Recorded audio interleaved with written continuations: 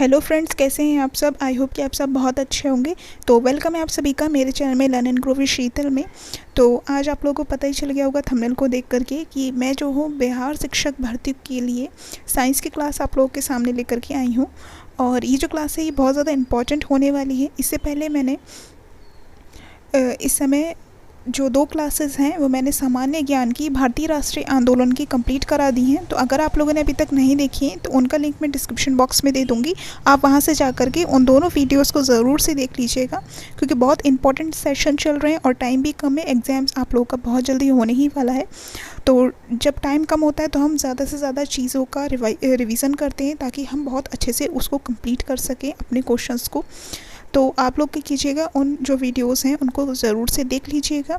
और जितने भी ये क्लासेस हो रही हैं इन सब की पीडीएफ अपने टेलीग्राम चैनल पर शेयर कर दूंगी। अगर आप लोगों ने अभी तक मेरा टेलीग्राम चैनल ज्वाइन नहीं किया है तो ज्वाइन कर दीजिएगा, जिसका लिंक मैं डिस्क्रिप्शन बॉक्स में दे दूँगी। चैनल पर नए हो तो प्लीज़ सब्सक्राइब कर दीजिएगा, लाइक कर दीजिएगा और अपने फ्रेंड्स में शेयर ज़रूर करिएगा, जिससे कि सभी लोगों की हेल्प हो सके और सभी का एग्ज़ाम बहुत अच्छा हो पाए।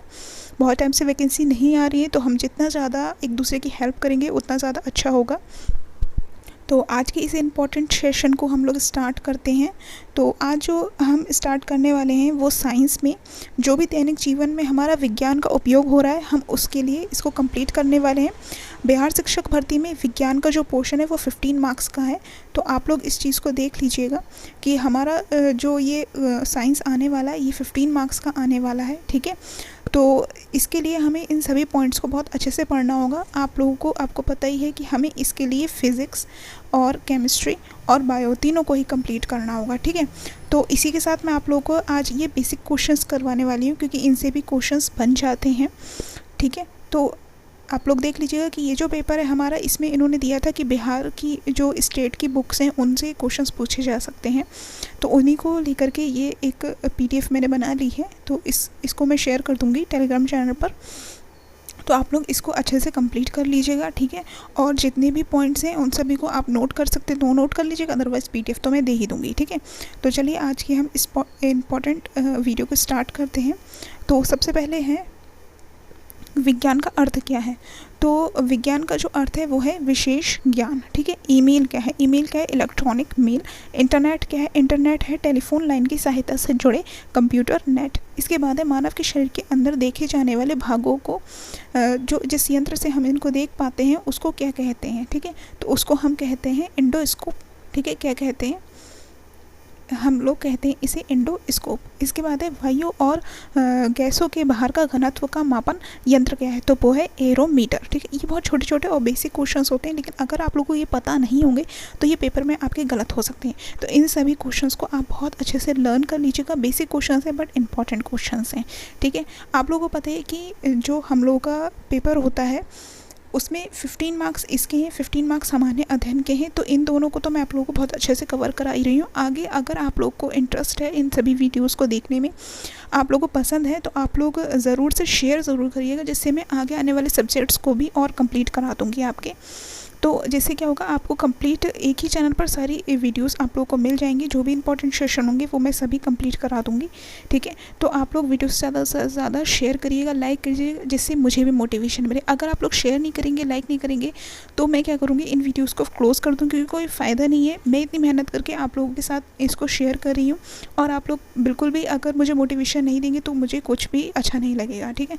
तो अगर आप लोग शेयर करेंगे, मुझे रिस्पॉन्स दिखेगा कि आप लोग बहुत अच्छे से इनको देख रहे हैं, शेयर कर रहे हैं, लाइक कर रहे हैं, तो मैं ज़रूर से इन सेशंस को कंप्लीट करूँगी और भी आगे और भी सब्जेक्ट्स के सेशंस आप लोग को मिलने लगेंगे, ठीक है।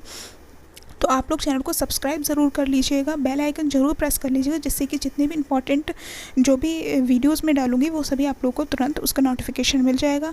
तो आप लोग सब्सक्राइब और शेयर ज़रूर करिएगा, ठीक है। तो चलिए स्टार्ट करते हैं। फिर हमारा नेक्स्ट पॉइंट है विमानों की ऊंचाई को मापने वाला यंत्र कौन सा है, ठीक है। तो विमानों की ऊंचाई को मापने वाला यंत्र है अल्टीमीटर। नेक्स्ट है विद्युत धारा को मापा जाने वाला यंत्र कौन सा है, अमीटर। इसके बाद है वायु की शक्तियों और गति को मापने वाला यंत्र कौन सा है, तो वो है एनीमोमीटर, ठीक है। इसके बाद है ध्वनि की तीव्रता को मापने वाला यंत्र कौन सा है, आइडोमीटर। वायुमंडलीय दाब में होने वाले परिवर्तनों को एक ग्राफ द्वारा अंकित किया जाने वाला जो यंत्र उसको क्या कहते हैं, बैरोग्राफ। इसके बाद नेक्स्ट है वायुमंडलीय दाब को मापने के लिए यंत्र कौन सा होता है, तो वो होता है बैरोमीटर। इसके बाद मनुष्य की हृदय गति को मापने वाला यंत्र कौन सा होता है? कार्डियोग्राम। ये बहुत इंपॉर्टेंट क्वेश्चन है और ये क्वेश्चंस काफ़ी बार एग्जाम्स में रिपीट होते रहते हैं, ठीक है। इसके बाद नेक्स्ट है वैज्ञानिक प्रयोगों में ऊंचाई स्तर को मापने वाला यंत्र कौन सा है? तो वो है कैथेडोमीटर। पौधों की वृद्धि को दर्शाने वाला यंत्र कौन सा है? वो है कैस्कोग्राफ। इसके बाद है अधिक आवेशित कण को त्वरित करने किया जाने वाला यंत्र कौन सा? तो वो है साइक्लोट्रॉन। इसके बाद है कृत्रिम मौसम उत्पन्न करने के लिए प्रयोग किया जाने वाला यंत्र कौन सा है? तो वो है साइक्लोट्रॉन। इसके बाद यांत्रिक ऊर्जा को विद्युत ऊर्जा में बदलने वाला यंत्र कौन सा है? डायनामो, ठीक है। इसके बाद नेक्स्ट पॉइंट पे हम आते हैं इलेक्ट्रोइंसेफेलोग्राफ, EEG, ठीक है। ये क्वेश्चन काफ़ी अच्छा है कि EEG जो है वो क्या है? वो है मस्तिष्क विभव मापने वाला यंत्र। इसके बाद है मानव शरीर के आंतरिक भागों का छायांकन किए जाने वाली मशीन को क्या कहते हैं? X ray machine. किसी बहते हुए द्रव जैसे हवा, पानी, गतिज ऊर्जा को घूर्णन ऊर्जा में परिवर्तित करने वाला यांत्रिक ऊर्जा को क्या कहते हैं? उसको कहते हैं हम टरबाइन, ठीक है, जिससे हमारी लाइट भी बनती है। इसके बाद है AC वोल्टेज को कम या अधिक किया जाने वाला यंत्र कौन सा? ट्रांसफार्मर। सर्वेक्षण के समय दूरी, उन्नयन आदि को मापने वाला थियोडोलाइट जैसा यंत्र, उसको क्या कहते हैं? टैक्योमीटर। इसके बाद है धमनियों में रुधिर का दाब को मापने वाले उपकरण को कहते हैं स्फेग्नोमीटर। इसके बाद है भूकंपीय तीव्रता को मापने वाला जो एक यंत्र है उसको कहते हैं सिस्मोग्राफ। प्राकृतिक रबर का एकलक होता है, ये किसका होता है? प्राकृतिक रबर किसका एकलक होता है? आइसोप्रीन का। ये क्वेश्चन आया था किसी एग्जाम में, मुझे याद नहीं एग्जाम, लेकिन ये क्वेश्चन एक एग्जाम में आया हुआ है, ठीक है। कहाँ गया? ये रहा, आइसोप्रीन। इसके बाद नेक्स्ट है रदरफोर्ड के अल्फा कण प्रकीर्णन प्रयोग के परिणाम स्वरूप खोज किया गया था किसका? परमाणु नाभिक का। इसके बाद है रेशम पालन क्या कहलाता है? तो रेशम पालन कहलाता है हमारा सेरीकल्चर, ठीक है। इसके बाद हम आ जाते हैं नेक्स्ट पॉइंट की तरफ। तो हमारा नेक्स्ट पॉइंट है, मैं इसको थोड़ा और जूम कर देती हूँ जिससे आप लोगों को बहुत अच्छे से और क्लियर ही दिख जाएगा।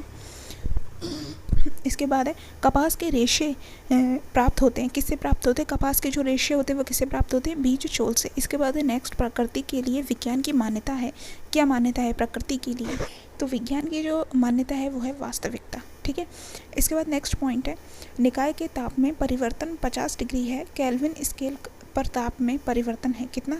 50 के, ठीक है। इसका आंसर 50 के ही होगा।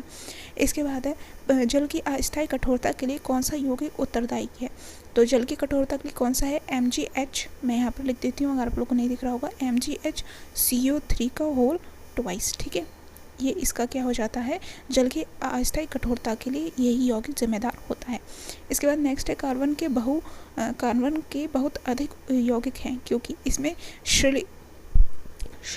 श्रृंखलीकरण की प्रवृत्ति अधिक होती है। साबुन क्या है? उच्च श्रेणी वसा अम्लों के एल्कली धातुएं का लवण है, ठीक है। प्लास्टिक के सामान्य विशिष्ट गुण हैं, प्लास्टिक का जो सामान्य और विशिष्ट गुण क्या है? टिकाऊ होते हैं, वजन में हल्के, अभिक्रियाशील होते हैं। इसके बाद नेक्स्ट है उर्वरकों के उपलब्ध फसलों के लिए पोषक है, क्या है?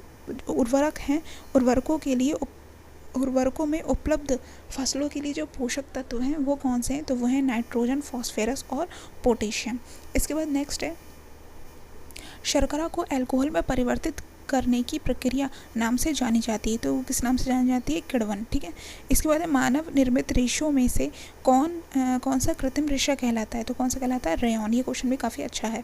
इसके बाद है घाव पर फिटकरी लगाने पर रक्तस्राव रुक जाता है क्योंकि